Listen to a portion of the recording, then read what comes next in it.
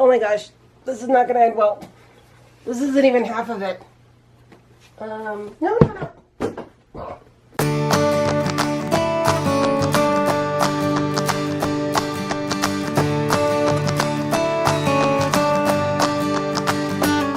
Reason number one I need to go back to the gym is to be able to lift all of these books for a thumbnail. Hey everybody, welcome back to another video. As you could see me attempt to film my thumbnail, I have a huge stack of books to haul for you guys. These are accumulation of Christmas gifts I got with gift cards, my Black Friday order from Book Outlet, a couple of books I just bought myself, and I have one book that an author sent me for review, and this has been since whenever I did my last book haul, I think September. So anyway, these are all the books I accumulated since then, so without further ado, I'm just going to jump right into them. So one of the first books I'm going to mention is Grasping Destiny by Keegan Harkins. This book was sent to me by Keegan herself for review. It is a fantasy Christian fiction, and I am very excited to read more fantastical Christian fiction. It sounds really interesting. I'm going to give it a go in the new year and see how I like it and give a review for this. So stay tuned for that. The next two books I just picked up recently actually, and they're just some Christian living books. So I picked up Radically Normal by Josh Kelly. And then I picked up What Keeps You Up at Night, How to Find Peace While Chasing Your Dreams by Pete Wilson. Usually when I pick up Christian living books, I try to be very aware of what authors I'm picking up, but these were only $4.99 at my Christian bookstore. So I thought I would give them a go. Because honestly, when your Christian bookstore has a sale, then you grab it, because for some reason the prices are so jacked at Christian bookstores that I could get them all cheaper on Amazon. But when they have a sale, I like to support them that way. And then to go along with reading more classics this year, I picked up Mansfield Park by Jane Austen in the Penguin English Library editions. I officially decided to start collecting these. I've been going back and forth on whether or not I wanted to get these, and I decided to go ahead because I really liked them. I liked a lot of the designs. I like the spines when they're all on the shelf together. So I'm going to start collecting some classics in these editions. And I started with Mansfield Park because for some reason it's the only one not in my other editions. I then picked up North and South by Elizabeth Gaskell in the same edition. I have seen the miniseries the BBC put on with Richard Armitage, and I really liked it, so I wanted to read the book, and I have that audiobook ready for me on Audible, so I'm going to give that a go, again with reading more classics and collecting this set. Then another sale at my Christian bookstore was Shadowhand by Anne Elizabeth Stignell. This book, I decided, it's kind of a research. I wanted to see what high fantasy young adult look like in Christian fiction, and this is very allegorical as well, so I'm going to give this one a go. I don't even know what order this is in the book series. I do have the first book, which I'm going to show you guys in a minute, so I did pick that one up, and then this again was on sale for like $7.99 at my Christian bookstore. So like I said, when they got a sale, grab it. Next couple books were the books I picked up on the Black Friday sale on Book Outlet, and I did do an unboxing on my Instagram, and now that I'm doing vlogs, there'll be a lot of my unboxings in vlogs, because as you guys know, I don't have the patience or the time to wait and pile up packages until I have a time to film an unboxing, unless it's something like Nerdy Post or something that I want to do a review and an unboxing for you guys. So most of my unboxings now are going to be in my vlogs. First book I got was The Sword and the Stone by T.H. White. This is a Collins Modern Classics edition. This one is geared toward younger readers. I decided to get this one as a means of research in a way, because I'm trying to research a lot of Arthurian legends and stories, and this is one I wanted to read.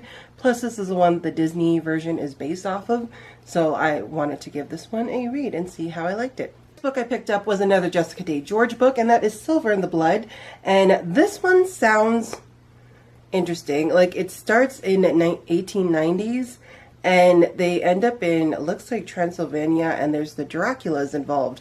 So I think I might have inadvertently picked up a vampire book again. I don't know how this keeps happening. So I'm gonna see how I like this one. I just picked it up because it's Jessica Day George, and I like her writing, and I like how she keeps a lot of content appropriate for young adult. So I'm gonna see how this one goes, if it might still be up my alley or it might be a little farther off what I like on the creeper side with the Draculas involved.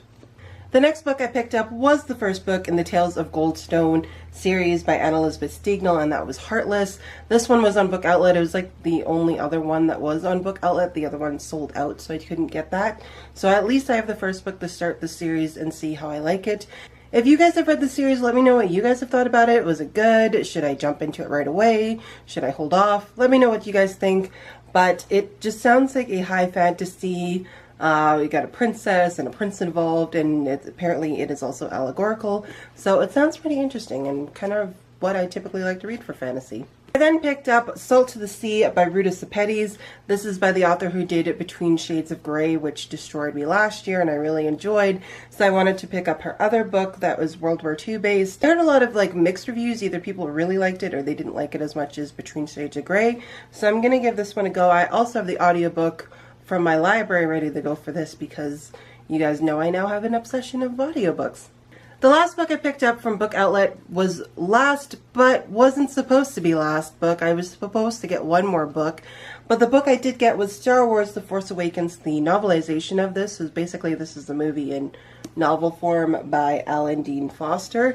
I also ordered Catalyst, a Rogue One story, and I wanted Catalyst more because it's a story about Jin's parents, Galen and Lyra Erso, and I wanted to hear more of their background story. When I ordered it, they were not out of stock. I had one in my cart. I hit order. When I got it, my invoice said 0. They ran out of it when they were filling orders. So I got reimbursed for it, but it was kind of sad because I wanted that one more than this one.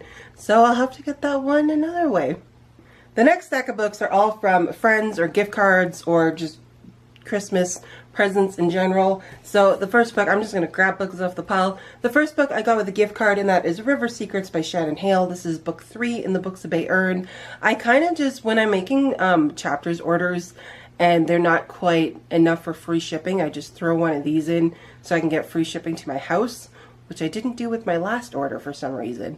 So I got the River Secrets, so I can keep going with that. And then again, I got an audiobook ready to go from my library so I can listen to that as I go, because their audiobooks are really well done. I really do enjoy these audiobooks.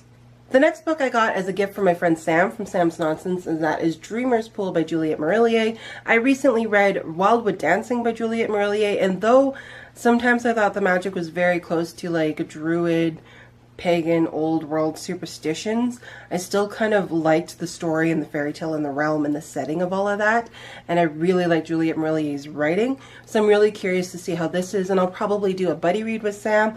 I also found the audiobook on Audible that I might end up getting with a credit later in the year when I decide to do this, because I think with Juliette Marillier's writing it would be better for me to have it read to me rather than to try and read it, and I really enjoyed Wildwood Dancing's audiobook.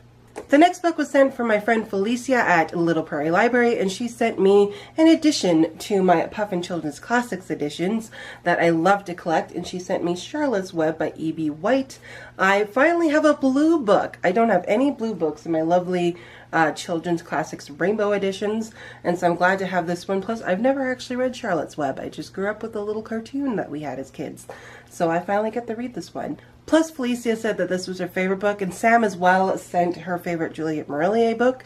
So it's really fun to have friends sending their favorite books for you to read, which I in turn actually did too, because I sent them both Maud as a Christmas present, because I'm like, you guys need to read this. I love this book. So we ended up, without communicating, just sending each other our favorite books. Then I also ordered, in that same edition, Little Women by Louise M.A. Alcott. I wanted this one, so I got it myself with a gift card because I loved this purple one, and this is also one that I don't see in any of the box sets for these, and it was just one that I found while perusing Instagram, and I didn't know it existed in this collection until I saw it on someone's Instagram. And the same thing happened with a version of Oliver Twist.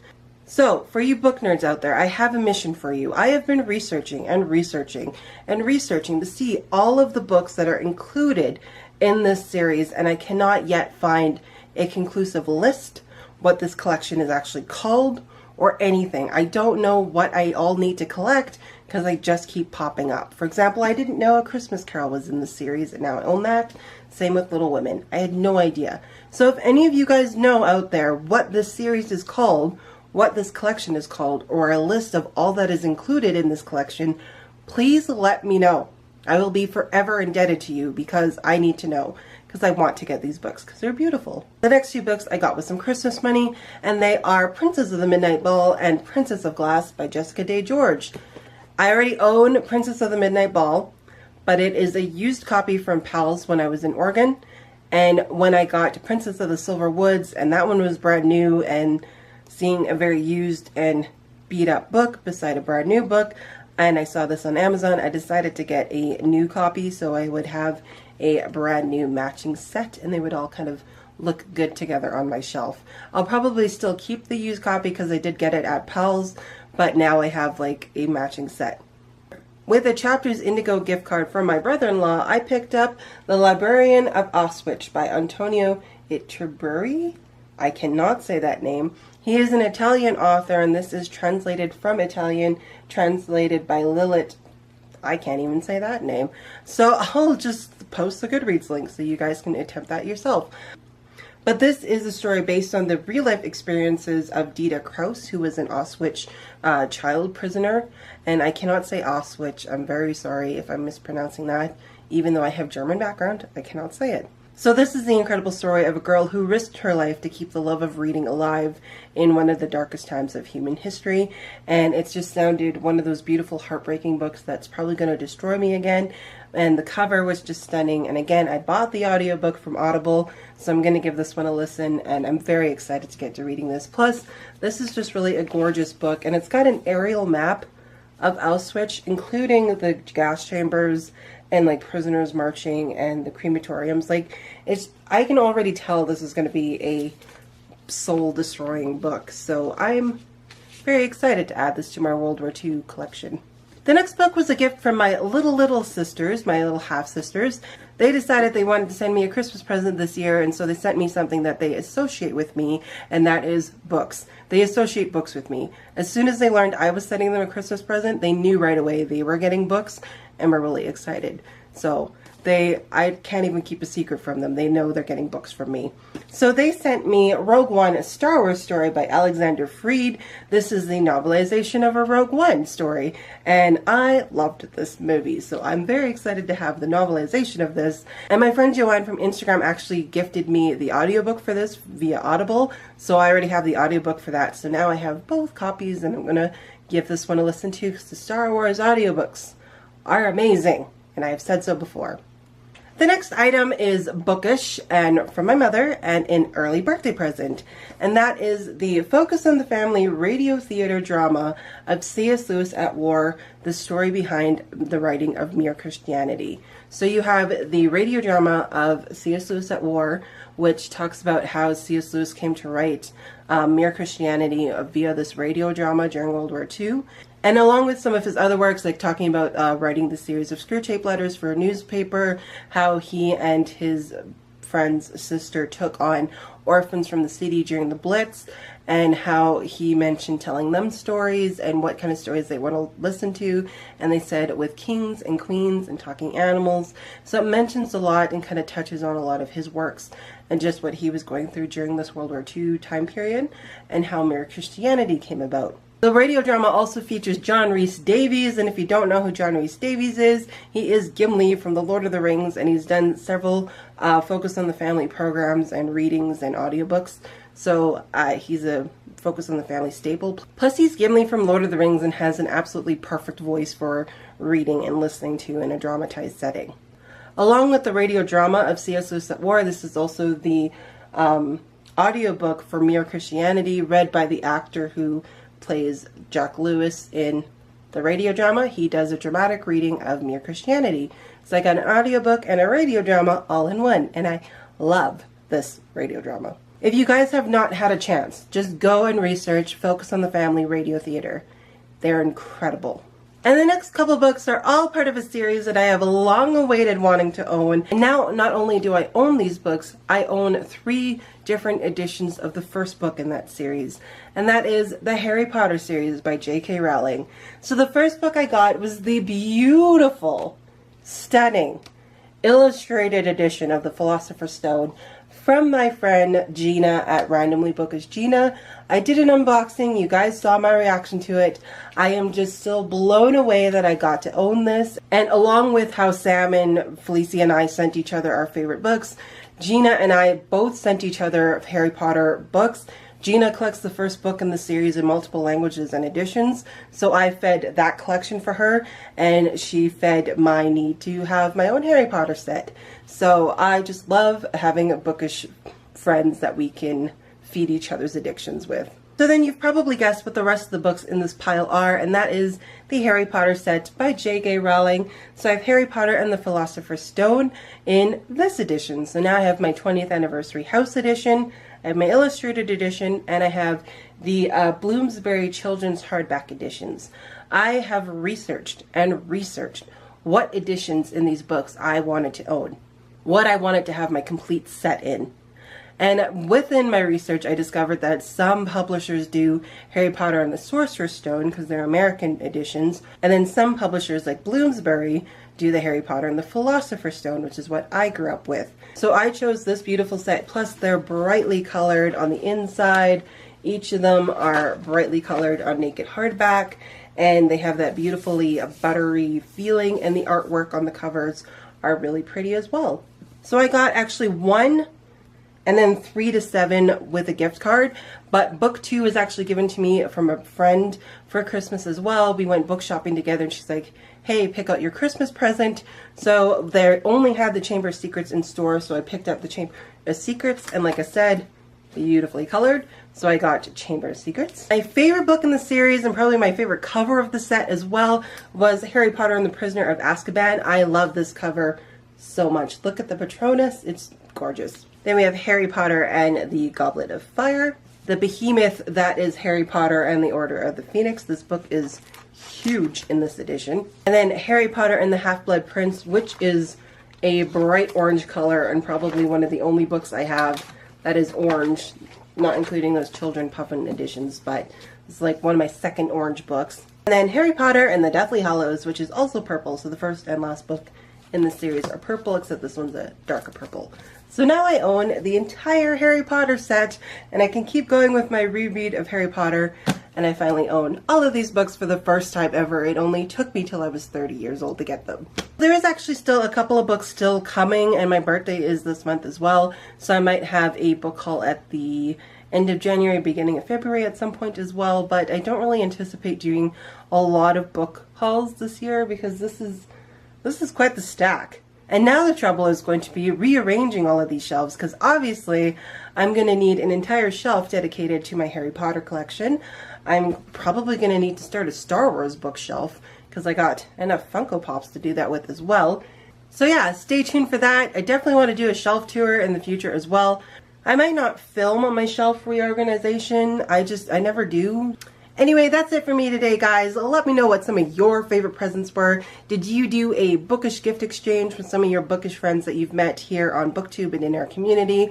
Like I said, I seriously love the fact that Gina, Felicia, and Sam all sent me one of their favorite books, and I got to send them favorite books as well. So it was really fun being able to do that with them. So as always, guys, thank you so much for watching, and I'll see you next time. Bye!